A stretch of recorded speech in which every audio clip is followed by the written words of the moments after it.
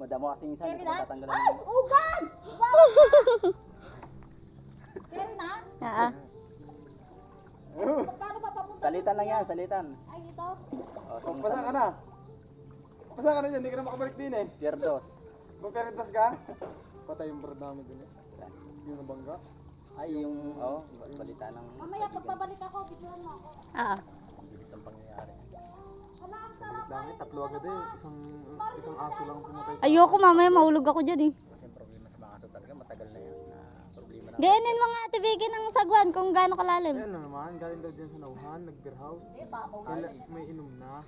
Kaya ang problema nun, nag-beer house dyan sa nauhan, problema pag-uwi. Yung pag-uwi na doon sila nakadali ng aso. Aso lang nakadali sa kanila.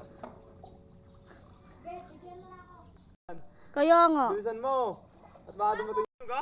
Ano yan? Anong sa klase sa sagwan yan? Hindi pa na makalubog eh. Diba sa kabila, salitan lang.